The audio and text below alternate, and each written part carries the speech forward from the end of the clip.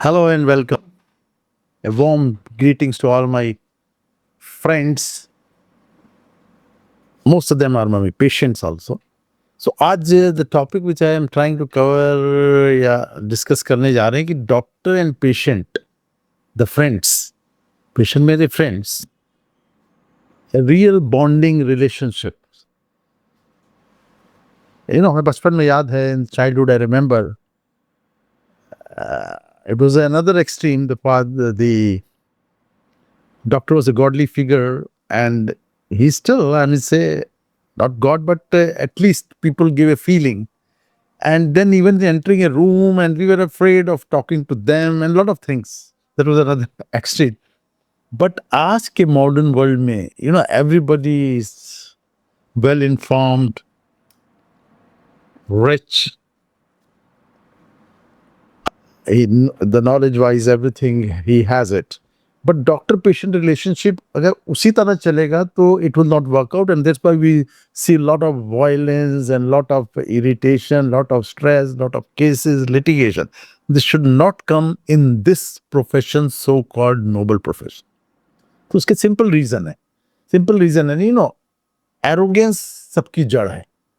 Doctor सोचता है यार मैंने इतने साल 15 साल पढ़ाई की, degrees Lee, MBBS degree, MD degree, DM degree, PhD, all this thing. So he becomes, real, starts thinking that he's above everybody, becomes arrogance. बावजूद इस profession में बता रहा हूँ, not all. And that doctor also who is arrogant is not, never harm his patient. One in million billion, a psychiatric patient will be there who becomes a doctor and starts harming, injecting. You must have heard this story, but 99.9% of the doctors will always look forward to heal their patients. They'll be very happy when their patient gets better. क्योंकि credit goes to him ultimately. तो ये मन से निकाल दें कि doctor harm कर सकता है. Human being is human being, is not God. He's prone to error. Error हो सकते हैं. But intentional, error of intention and commission, they are two things. So commissioning will never happen from a doctor. But arrogance is one thing which makes the other person who may be a big businessman, very highly well known, a big CEO and all, they also are arrogant. They also have studied. They are also rich.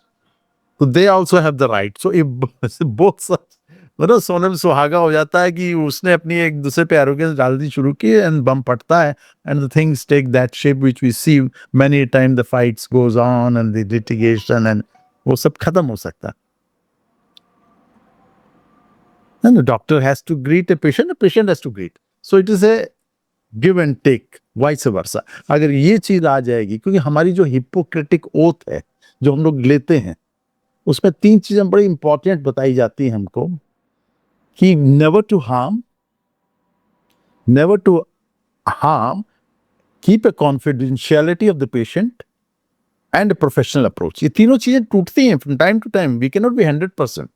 Hippocratic oath was written, 300-400 सदी पहले before Christ. Greek god Apollo होते थे, god of healing, god of sun and shine and light and water. So they used to pray.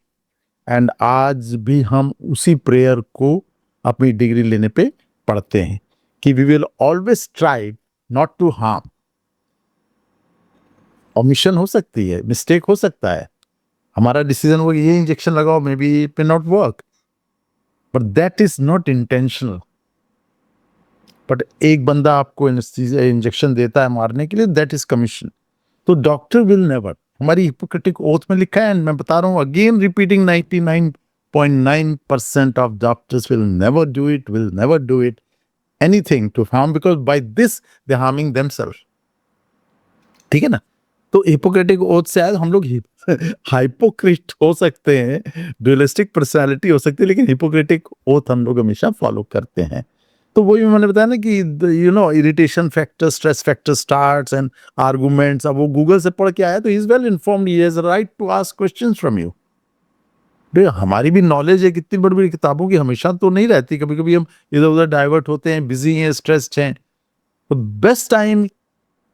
best thing to do when you are very busy, very stressed out, to get patient. उसके question आने दो, answer मत करो. And the patient should also be patient.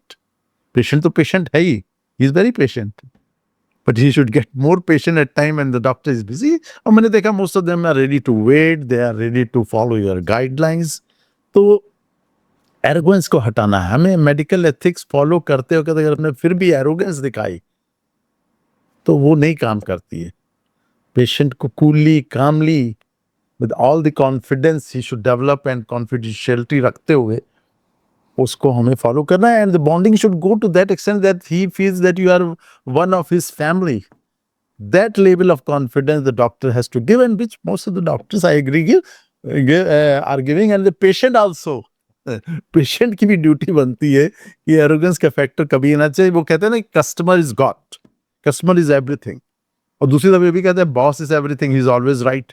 तो customer हमारा patient अगर मान ले और बॉस अपने को मान ले तो दोनों यस यस अपना लगाओगे तो यू विल नेवर रीच कोई कंक्लूजन. पेशेंट कभी कभी आता है अपनी कई चीजों से, कई व्यूज से, तो उसको हमें एक्सेप्ट करना है, उसको समझना है, उसका इंटरप्रिटेशन करना है. स्ट्रेट अवे नहीं कहना नहीं नहीं नहीं गूगल डॉक्टर ये सब नहीं. तो ये मैंने मॉडर्न वर्ल्ड में my point today is to revise the Hippocratic oath by all the doctors.